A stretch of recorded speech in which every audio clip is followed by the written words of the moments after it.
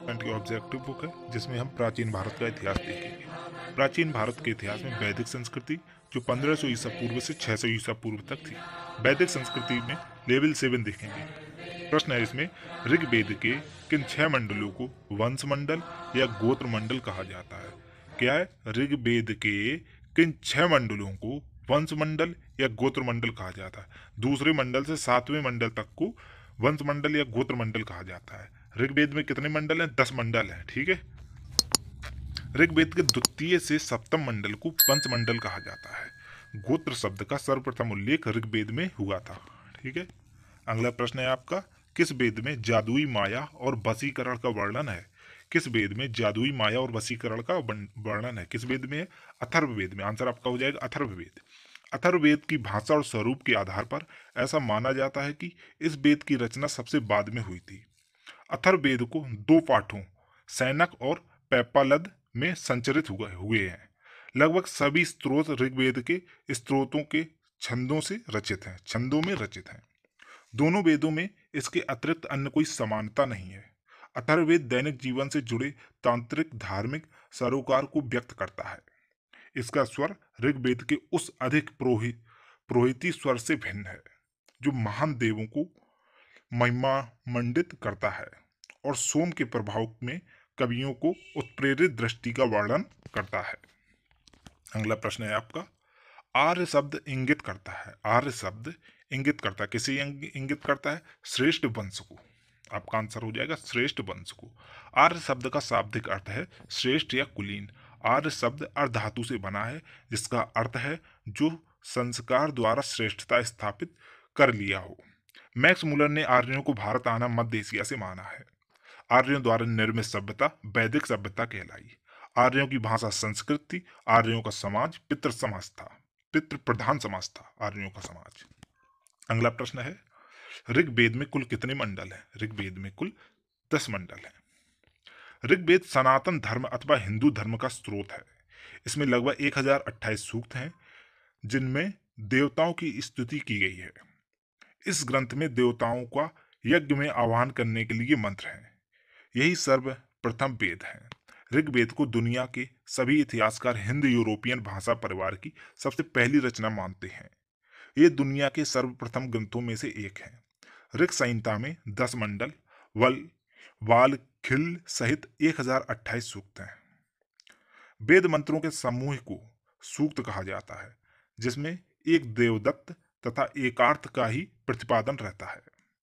ऋग्वेद के सूक्त विविध देवताओं की स्तुति करने वाले भाव भरे गीत हैं। इसमें भाव भक्ति की प्रधानता है। यद्यपि ऋग्वेद में अन्य प्रकार के सूक्त भी हैं परंतु देवताओं की स्तुति करने वाले स्रोतों की प्रधानता है। अगला प्रश्न है आपका, आर्य भारत में संभवतः आए थे। कहां से आए थे आर्य? मध्य एशिया से आए थे। मैक्स मूलर के अनुसार आर्यों का मूल निवास स्थान मध्य एशिया को माना जाता है। आर्यों द्वारा निर्मित सभ्यता वैदिक सभ्यता कहलाई। अगला प्रश्न है आपका, कौन सा वेद अंशतः गद्य रूप में भी रचित है? कौन सा वेद अंशतः गद्य रूप में भी रचित है? यजुर्वेद। यजुर्वेद आपका गद्य पद्य दोनों में है। यजुर्वेद हिंदू धर्म का एक ऐसा महत्वपूर्ण श्रुति धर्म ग्रंथ और 4 वेदों में से एक है जिसमें यज्ञ की असल प्रक्रिया के लिए गद्य और पद्य मंत्र हैं। ये हिंदू धर्म के 4 पवित्रतम प्रमुख ग्रंथों में से एक है और अक्सर ऋग्वेद के बाद दूसरा वेद माना जाता है। इसमें ऋग्वेद के 663 मंत्र पाए जाते हैं। फिर भी इसे ऋग्वेद से अलग माना जाता है क्योंकि यजुर्वेद मुख्य रूप से एक गद्यात्मक ग्रंथ है। यज्ञ में कहे जाने वाले गद्यात्मक मंत्रों को यजुस कहा जाता है। क्या कहा जाता? यजुस कहा जाता है। अगला प्रश्न है आपका, सभा और समिति प्रजापति की 2 पुत्रियां थीं का उल्लेख किस वेद में मिलता है? सभा और समिति प्रजापति की 2 पुत्रियां थीं का उल्लेख किस वेद में मिलता है? अथर्ववेद में। आपका आंसर हो जाएगा अथर्ववेद। सभा और समिति प्रजापति की 2 पुत्रियां थी का उल्लेख अथर्ववेद में मिलता है।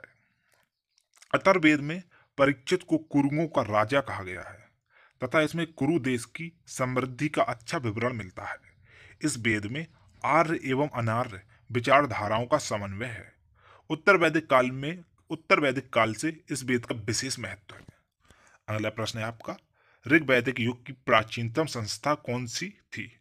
ऋग वैदिक युग की प्राचीनतम संस्था कौन सी थी? विदथ। विदथ प्राचीनतम संस्था थी। यह आर्यों की प्राचीनतम संस्था थी। इसे जनसभा भी कहा जाता था।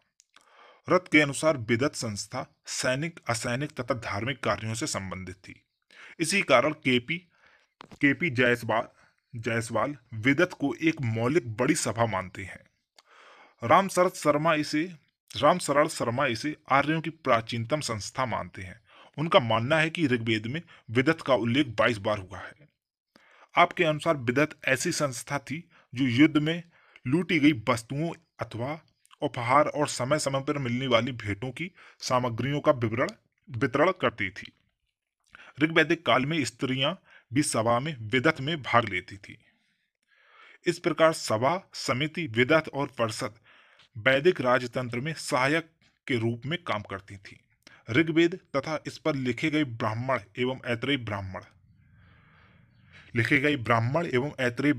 दोनों में राजा के निर्वाचन संबंधी सूक्त पाए जाते हैं।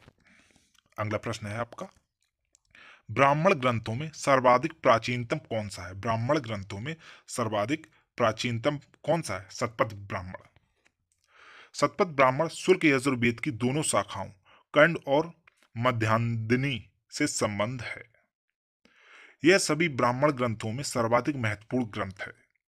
इसके रचयिता याज्ञवल्क्य को माना जाता है। शतपथ ब्राह्मण के अंत में उल्लेख है षड्आदियानि मानि शुक्लानि यजूसी वाजसनेयन यज्ञवाल्के ख्यानन्ते। शतपथ ब्राह्मण में 14 कांड हैं, जिसमें विभिन्न प्रकार के यज्ञों का पूर्ण एवं विस्तृत अध्ययन मिलता है। 6 से 10 कांड तक को शांडिल्य कांड कहते हैं। 6 से 10 कांड तक को शांडिल्य कांड कहते हैं। अगला प्रश्न है आपका, गोत्र व्यवस्था प्रचलन में कब आई थी? गोत्र व्यवस्था प्रचलन में कब आई थी? आपका आंसर हो जाएगा उत्तर वैदिक काल में।